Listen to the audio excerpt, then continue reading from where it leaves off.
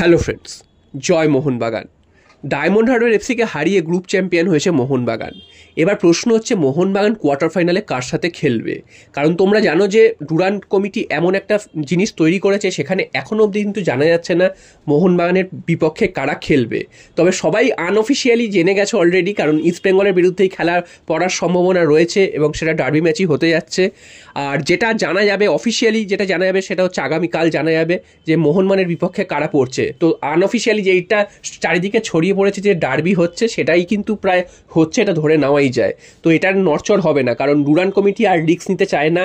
Group লিগে derby ফেলেনি, প্রত্যেক বছর আমরা দেখেছি গ্রুপ লিগেই ডার্বিটা করে দেয়। তো এবার গ্রুপ লিগে ডার্বি করেনি, তারা কিন্তু এবার কোয়ার্টার ফাইনালের সুযোগ পেয়েছে, কোয়ার্টার ফাইনালে ডার্বি করে দিতে চায়। কারণ এই একটা ম্যাচের উপরই নির্ভর করছে পুরো টুর্নামেন্টটা। তো যেভাবেই হোক এই ডার্বি ম্যাচটা আয়োজন করাতেই হবে তাদের, এবং তা না হলে কিন্তু অনেক বড় লস হবে। তো সেক্ষেত্রে কোয়ার্টার ফাইনালে কিন্তু আমরা ডার্বি দেখতে পারি। এবং কোয়ার্টার ফাইনালে যে 4টে ম্যাচ রয়েছে, সেই 4টে ম্যাচের মধ্যে 3টে ম্যাচ কিন্তু কলকাতার বাইরে হওয়ার সম্ভাবনা, এবং একটাই ম্যাচ যুবভারতী ক্রীড়াঙ্গনে। তো যুবভারতী ক্রীড়াঙ্গনে যদি একটাই ম্যাচ হয়, সেক্ষেত্রে মোহনবাগান সেই কোয়ার্টার ফাইনালে খেলবে না, ইস্ট বেঙ্গল সেই কোয়ার্টার ফাইনালে খেলবে। তো দুটো ম্যাচ তো, দুজনের ম্যাচ তো আলাদা আলাদা, মানে কলকাতায় তো দিতে পারবে না, তো একসাথে দিতে পারবে না। তো সেক্ষেত্রে একটাই উপায় ডার্বি ম্যাচ করা। আরও একটা দিক আছে, সেটা হচ্ছে যে যদি দুটো দলের মধ্যে কোনো দল কোয়ার্টার ফাইনালে অঘটন ঘটিয়ে হেরে যায়, সেক্ষেত্রে ডার্বি হওয়ার সম্ভাবনা কিন্তু বন্ধ হয়ে যাবে। সেক্ষেত্রে সেই জন্য কিন্তু ডুরান্ট কমিটি চাইছে না যে কোনোভাবেই আর দেরি করতে এই রোববার অর্থাৎ 17 তারিখ ডার্বি ম্যাচ আয়োজন করে ফেলতে। তো এখন প্রশ্ন হচ্ছে মোহনবাগান ডার্বির জন্য কতটা তৈরি। কারণ কিছুদিন আগেই কলকাতা লিগের ডার্বিতে আমরা কিন্তু হেরে গিয়েছিলাম 3-2 গোলের ব্যবধানে। ম্যাচটা কিন্তু আমাদের জন্য একদমই ভালো হয়নি, যদিও পরে আমরা ফাইট ব্যাক করেছিলাম ঠিকই, তবে ম্যাচটা একদমই আমাদের জন্য মানে ভালো হয়নি। কারণ আমরা কিন্তু একদমই প্রিপারেশন ছাড়াই প্রায় নেমেছিলাম সব জুনিয়র প্লেয়ারদের নিয়ে। উল্টো দিকে ইস্ট বেঙ্গল কিন্তু প্রায় 6-7 জন সিনিয়র দলের ফুটবলারদের নামিয়ে দিয়েছিল, যার ফলস্বরূপ আমরা কিন্তু প্রথমার্ধে 2 গোলে পিছিয়ে পড়েছিলাম এবং তারপরে আমরা ফাইট ব্যাক করেছিলাম। তবে আমাদেরই নিজেদের ভুল দোষে আমরা 3-2 গোলের ব্যবধানে হেরে যাই। তো এবার তো আমাদের সব সিনিয়র দল, যদিও সিনিয়র দল হলেও তারা কিন্তু 2-1টা ম্যাচের বেশি কিন্তু গেম টাইম পায়নি, বা ম্যাচ ফিট সবাই যে সেভাবে হয়েছে 100% ম্যাচ ফিট সেভাবে বলা যাচ্ছে না।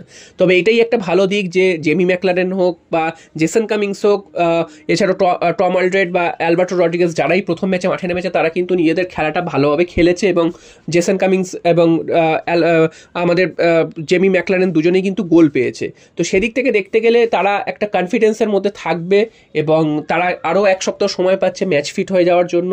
দিমিত্রি পেটাটোস কী করবেন জানি না, খেলতে পারবেন কি খেলবেন না সেটা পরের ব্যাপার। তবে এই 4 জন তো আমরা ফার্স্ট 11-এ থাকবে, এটা আমরা আশা করছি। এবং গতদিন আমরা দেখেছিলাম যে 5 জন গুরুত্বপূর্ণ প্লেয়ার মোহনবাগানে ছিল না, এবং আমরা খুব চিন্তিত হয়ে পড়েছিলাম যে কীভাবে ডায়মন্ড হারবার এফসি ম্যাচটা উতরবে। কারণ ডায়মন্ড হারবার যথেষ্ট ভালো দল করেছে, তারাও কিন্তু কোয়ার্টার ফাইনালে গেছে। তো এত ভালো দল করেছে যে তারা 8 গোল মেরেছিল। তো সেখান থেকে আমাদের একটা চিন্তা ছিল যে ম্যাচটা কীভাবে আমরা বার করবো, কারণ আমাদের কিন্তু পুরো দল এখনও সেইভাবে সেট হয়নি। তো সেখান থেকে আমরা এই 5 জন প্লেয়ার ছাড়াও 5 গোল মেরে এসেছি ডায়মন্ড হারবারকে। তো এরপর কিন্তু আর কিছু বলার থাকে না। তো ডার্বির জন্য আমরা প্রিপেয়ার্ড, এবং ডার্বির জন্য কিন্তু আমরা তৈরি। এবং এই যে 5 জন প্লেয়ার ছিল না, দীপেন্দু হলুদ কার্ডের জন্য ছিল না, তিনিও ফিরবেন অবশ্যই ডিফেন্সে। এছাড়াও কিন্তু যে 4 জন প্লেয়ার ছিলেন না, তাদের মধ্যেও কিন্তু সবারই মোটামুটি ফিরে আসার সম্ভাবনা রয়েছে, যদি না বড় কিছু চোটাঘাত আর বেশি কিছু হয়ে থাকে। এবং যারা খেলেছিলেন আগের দিনের ম্যাচে দুর্দান্ত ফুটবল খেলেছিলেন, একদম মানে ডায়মন্ড হারবারকে দাঁড়াতেই দেয়নি। তারা 4টে বিদেশি নিয়ে শুরু করেছিল, মোহনবাগান সেখানে 2টো বিদেশি সারা ম্যাচে খেলিয়েছে। তো সেখানে কিন্তু ফারাক কিন্তু চোখে পড়েনি, আমাদের ভারতীয় প্লেয়াররাই দুর্দান্ত পারফরমেন্স করেছে। সেটা অনিরুদ্ধ থাপা হোক বা আপুইয়া হোক, যেই হোক না কেন, অভিষেক সিং ডিফেন্সের, প্রত্যেকেই কিন্তু দুর্দান্ত ফুটবল খেলেছে এবং আমরা 5 গোল মেরেছি ডায়মন্ড হারবারকে। তো এবার প্রশ্ন হচ্ছে কোয়ার্টার ফাইনালে কিন্তু ইস্ট বেঙ্গল যদি পড়ে, ইস্ট বেঙ্গল পড়বেই এটাই আমরা ধরে নিচ্ছি। তো ইস্ট বেঙ্গল যদি পড়ে, সেক্ষেত্রে আমাদের স্ট্র্যাটেজি কী হওয়া উচিত, কারণ আমরা যেহেতু একটা কিছুদিন আগে ম্যাচ হেরে গিয়েছিলাম, তো এবার কিন্তু আমাদের একটা বদলা নেওয়ার ম্যাচ। তো কোনোভাবেই এই ম্যাচটাকে হালকাভাবে নেওয়া যাবে না, এবং যেভাবেই হোক ম্যাচটা জিততে হবে। শুধু ইস্ট বেঙ্গলকে হারানো তো নয় বা ডার্বি জেতা নয়, আমাদের কাছে লক্ষ্য ডুরান্ড কাপ চ্যাম্পিয়ন হওয়া। তো সেই চ্যাম্পিয়ন হতে গেলে কিন্তু প্রত্যেকটা ম্যাচই এই মুহূর্তে জিততে হবে। তো আমাদের যেইটু লক্ষ্য চ্যাম্পিয়ন হওয়া, সেই জন্য ইস্ট বেঙ্গলকে যেভাবেই হোক আমাদের হারাতে হবে। তো এটা নিয়ে কোনো দ্বিমত নেই। এবং আমাদের স্ট্র্যাটেজি হবে যে এই যে 5 জন ফুটবলার যে ছিল না, তাদের মধ্যে কজন ফিরে আসছে বা ফার্স্ট 11-এ জায়গা পাচ্ছে, এটা কিন্তু দেখার। আর দিমিত্রি পেটাটোসকে এই মুহূর্তে ফার্স্ট 11-এ রাখার কোনো মানে নেই, কারণ দিমিত্রি পেটাটোস সবে এসছেন, তিনি কিন্তু ম্যাচ ফিটও নন, চেহারাটা অনেকটা বেড়েছে, সেটা আমরা দেখেছি বিভিন্ন জায়গায়।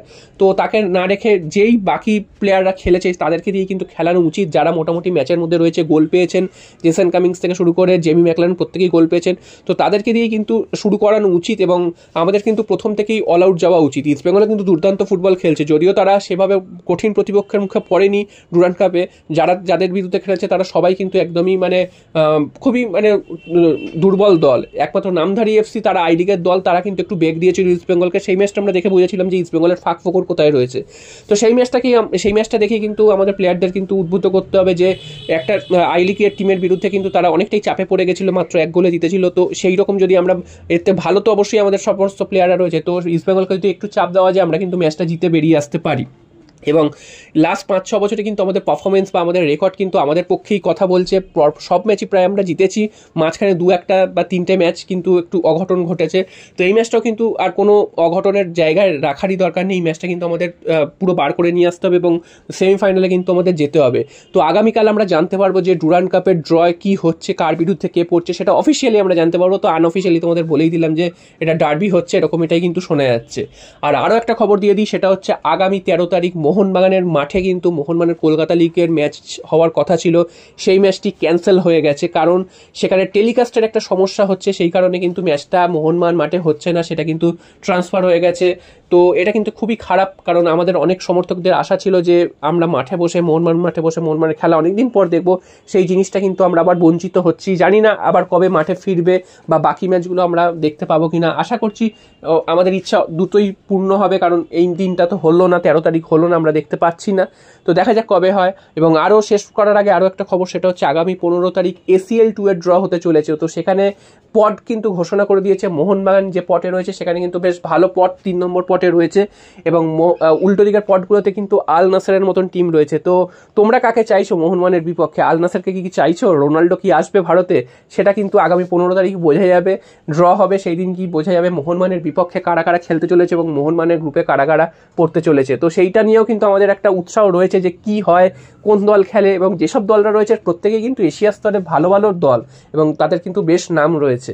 আল নাসের হলে তো কথাই নেই, রোনাল্ডো রয়েছে, এছাড়াও ভালো ভালো আরও প্লেয়াররা রয়েছে। তো তারা যদি ভারতে খেলতে আসে, কলকাতায় খেলতে আসে, মোহনবাগানের বিরুদ্ধে খেলে, তাহলে কিন্তু সেটা আমাদের জন্য সোনায় সোহাগা। এবং আমাদের শুধু তাদের বিরুদ্ধে খেলাটাই মেন লক্ষ্য না, আমরা অবশ্যই পরবর্তী রাউন্ডে যাব, সেই আশাটাই কিন্তু আমাদের রয়েছে। এবং পরবর্তী যতটা দূর যাওয়া যায় এবং নকআউটে যত যাওয়া যায়, কারণ আমরা চ্যাম্পিয়ন হব এই আশাটা কিন্তু আমরা করি না, আমরা যতদূর যাওয়া যায় এবং বড় বড় দলগুলোর বিরুদ্ধে যতটা ভালো খেলা যায় এবং তাদেরকে চমকে দেওয়া যায়, সেটাই কিন্তু আমাদের লক্ষ্য। তো দেখা যাক আগামী ড্রয় কি হয়। আশা করছি আমাদের কিন্তু ভালো একটা ড্রয়ের মধ্যে পড়বো এবং ভালো ভালো টিমের বিরুদ্ধে আমরা খেলার সুযোগ পাবো। জয় মোহনবাগান।